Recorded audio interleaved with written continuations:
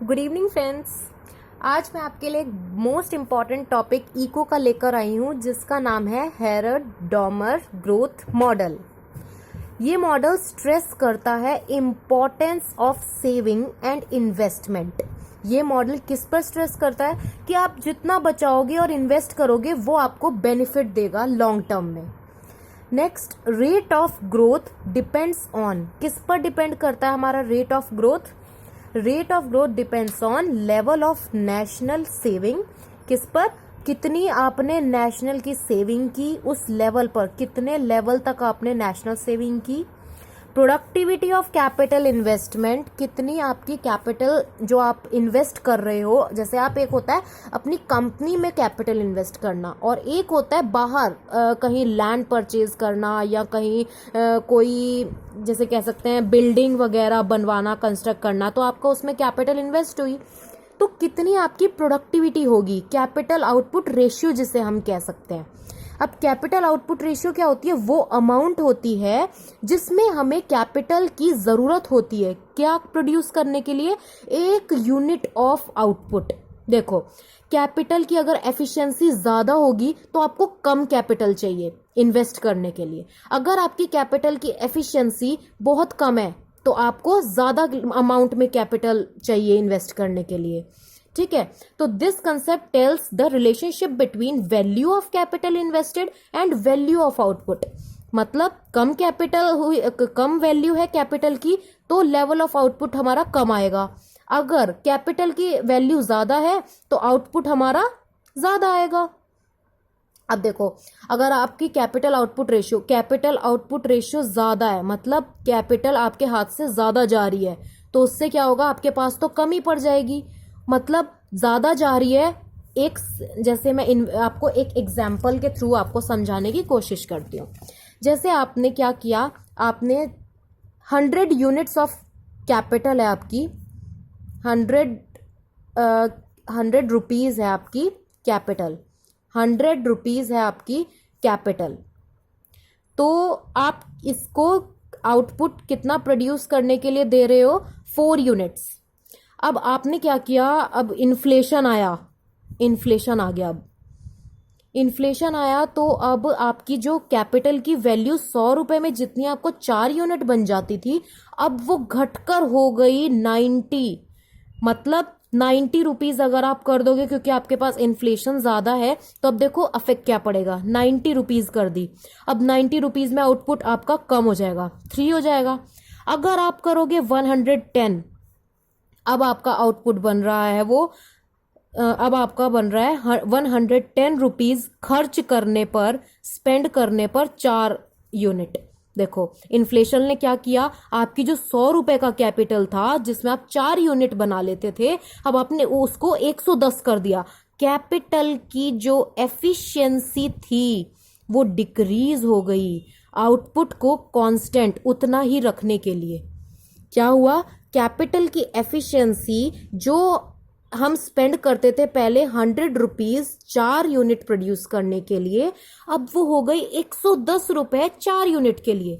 तो मैं आपको यही बताने की कोशिश कर रही हूं कि कैपिटल आउटपुट रेशियो ये होता है कि वो रिलेशन बताता है वैल्यू ऑफ कैपिटल, आपने कितना इन्वेस्ट किया और आपकी आउटपुट कितना आया। अगर कैपिटल की एफिशिएंसी कम है, आउटपुट कम आएगा। अगर आपकी कैपिटल की एफिशिएंसी ज्यादा है तो आउटपुट ज्यादा आएगा। Next example, suppose the investment in economy, investment is 32% of GDP. GDP का 32% आएगा हमारा जो इन्वेस्टमेंट हमने की है इकोनॉमी में। तो इन्वेस्टमेंट हमने कितनी की है? जो जीडीपी का 32% है। अब उसका जो हमें रिटर्न मिल रहा है, इकोनॉमिक ग्रोथ 8%। अब देखो, यहां जो ₹32 है इन्वेस्टमेंट का, वो प्रोड्यूस कर रहा है एक आउटपुट ऑफ 8 कैपिटल। हमने ऐसा माना है कि यहाँ पे मतलब कर रहा है, ये रियलिटी है। ठीक है, हमने एक एग्जाम्पल के थ्रू रियलिटी को दर्शाया है कि ₹32 इन्वेस्टमेंट प्रोड्यूस करता है आउटपुट ऑफ ₹8। ठीक है, कैपिटल आउटपुट रेशियो कितनी हो गई हमारी? जो हमने ये इन्वेस्टमेंट की अपॉन में जो हमारी ये 8 ग्रोथ हुई, तो 8 अपॉन कितने आया? 4। Next, so to produce one unit of capital 4 unit of capital. ये हमारे पास क्या आई, यूनिट ऑफ कैपिटल आई है कि कितनी कैपिटल हमें खर्च करनी पड़ेगी 8% ग्रोथ लाने के लिए, ठीक है। Next, unit of capital is needed, तो हमें 4 यूनिट ऑफ कैपिटल की जरूरत है। लेकिन आपको ये नहीं भूलना चाहिए कि जो 32 इन्वेस्ट हमने किया है वो मशीनरीज के फॉर्म में किया है। मशीनरी क्या होती है, 1-2 दिन की तो नहीं होती, ये क्या होती है, कैपिटल एक्सपेंडिचर है हमारा। कैपिटल एक्सपेंडिचर मतलब जितना ज्यादा आप मशीन को मेंटेन करोगे, जितना आप उस पर खर्चा करोगे, मतलब जैसे आप वन टाइम एक्सपेंडिचर होता है मशीनरी, ज्यादातर कंपनी में जो आप प्रोडक्शन प्लांट वगैरह करते हो ना, प्रोडक्शन के लिए प्लांट लगाते हो, वो वन टाइम एक्सपेंस होता है, एक्सपेंडिचर होता है, और उसे कहते हैं कैपिटल एक्सपेंडिचर। ये हमें लॉन्ग टर्म तक हमें बेनिफिट देगा। तो इससे क्या होगा कि हमारे ये 32 रुपीज मशीनरीज के फॉर्म में इन्वेस्ट हुए हैं, जिससे आपको 10 से 12 ईयर्स तक तो ऑब्वियसली बेनिफिट मिलेगा ही मिलेगा। अब हम सपोज करते हैं कि गवर्नमेंट ने टारगेट कर दिया एक इकोनॉमिक ग्रोथ जो कि है 9%, पहले क्या थी 8%, अब क्या हो गई 9%, बढ़ा दी ना। जो मैं आपसे कह रही थी कि इन्फ्लेशन किया उन्होंने, लेकिन इन्होंने क्या कर दिया, इन्फ्लेशन नहीं की, इन्होंने इन्वेस्टमेंट ग्रोथ बढ़ा दी। 8% से अब आपको 9% मिलेगा फॉर नेक्स्ट ईयर। तो planners know that there is a capital ratio of 4 in India. अब ये मैंने जो 4 यूनिट ऑफ कैपिटल की ये मैंने इंडिया के बारे में ही बात की थी कि इनको पता है कि जो कैपिटल रेशियो है इंडिया की वो 4 है। तो to realize 9% growth, investment should be increase to 36%। वो कैसे, 9 into 4। अगर आपको कभी ये नहीं गिवन होता ना इन्वेस्टमेंट का परसेंटेज, तो आप क्या कर सकते हो, जो आपकी लेवल ऑफ इन्वेस्टमेंट है, इकोनॉमिक ग्रोथ को multiply into unit of capital करके निकाल सकते हो। ये आपका आ जाएगा इन्वेस्टमेंट। क्या आ जाएगा आपका, इन्वेस्टमेंट की परसेंटेज। नेक्स्ट मैंने आपको ये थोड़ा क्लियर करने की कोशिश की है कि मतलब मैं फॉर्मूला भी लिखूं, उसके बारे में भी लिखूं, तो मैंने ऐसे कोशिश किया है कि आपको समझ आए। अब असर्शन वो पूछ सकते हैं, जब कैपिटल मतलब जो क्वालिटी है कैपिटल रिसोर्सेज की हाई है तो कैपिटल आउटपुट रेशियो लो होगी। क्या ये सही है या गलत है? ऑब्वियसली मैं आपको पिछले से यही बता रही हूं कि जितना ज्यादा कैपिटल की एफिशिएंसी ज्यादा होगी उतना ही आपको कम कैपिटल देने की जरूरत होगी, लेकिन आउटपुट का इसके साथ लीनियर है। कैसे, जितना ज्यादा आपकी कैपिटल मतलब अच्छी क्वालिटी की होगी, आउटपुट भी आपका अच्छी क्वालिटी का आएगा। तो यही मैं आपको बताने की कोशिश कर रही हूं कि inverse relation between quality of capital यानी कि capital efficiency and capital output ratio, but linear relationship between quality of capital and the value of output।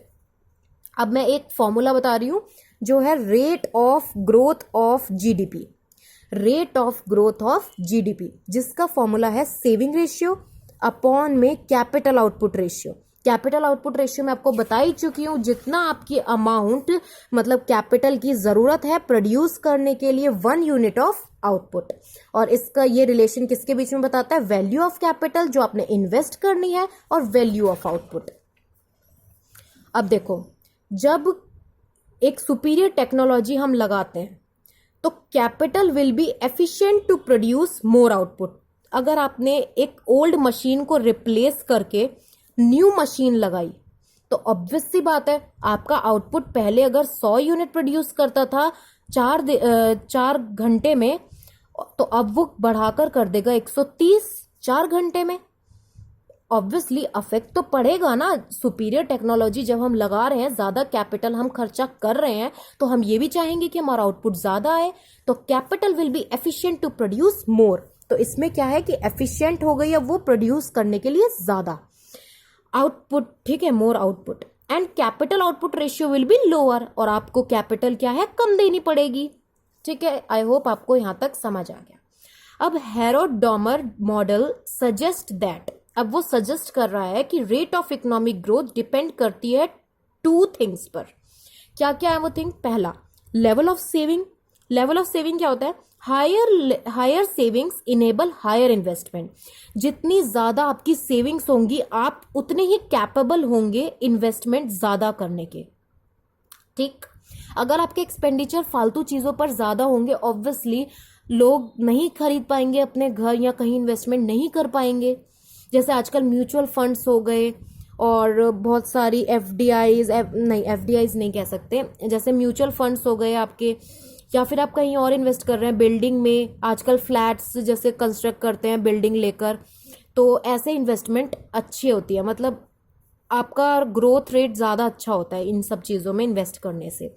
अब देखो capital output ratio, a lower capital output ratio means investment is more efficient and the growth rate will be higher. Growth rate higher होगा more capital efficient अगर होगी, ठीक है। Capital output ratio कम तभी होगा जब आपकी कैपिटल जो आप इन्वेस्ट कर रहे हो वो एफिशिएंट है। अगर इन्फ्लेशन आ गया तो कैपिटल की एफिशिएंसी डाउन, तो आपका ग्रोथ रेट हो जाएगा reduce. Now capital output ratio का एक फॉर्मूला है जो कि है 1 marginal product of capital. High capital output ratio, low investment efficiency, ठीक है, ये मैं आपको बता चुकी हूं। नेक्स्ट है हमारा कि क्या क्या फैक्टर्स हैं जो हेरोड डॉमर मॉडल मतलब अफेक्ट करते हैं इसको। Rate of economic growth, growth को कौन कौन से मतलब अफेक्ट करते हैं factors. Saving ratio, saving ratio अगर हाई है तो इन्वेस्टमेंट इन कैपिटल स्टॉक हमारा हाई होगा। जितनी ज्यादा सेविंग उतनी ज्यादा इन्वेस्टमेंट। हम स्टॉक में लगा सकते हैं, सिक्योरिटीज खरीदने में लगा सकते हैं हम, और म्यूचुअल फंड्स में लगा सकते हैं। आजकल बहुत जरिया हो गए हैं इन्वेस्टमेंट करने के, काफ़ी सारी गवर्नमेंट ने फैसिलिटीज़ निकाल दी हैं जिससे कि घर बैठे भी हम ऑनलाइन भी अपने काफ़ी सारी इन्वेस्टमेंट कर सकते हैं।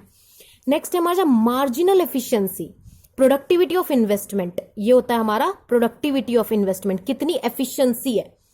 Next capital depreciation, old capital wearing out. Obviously जो हमारी ओल्ड कैपिटल होगी उस पर क्या होता है, वियर एंड टीयर लग जाता है। जैसे मशीन्स पर जो पुरानी हो जाती हैं वो डेप्रिशिएट नहीं हो जाती, ऐसी हमारा ओल्ड कैपिटल जब इन्फ्लेशन आएगा तो ऑब्वियसली जो हमारी पुरानी कैपिटल है वो हमारी वियर एंड टीयर हो जाएगी, मतलब डेप्रिशिएट हो जाएगी।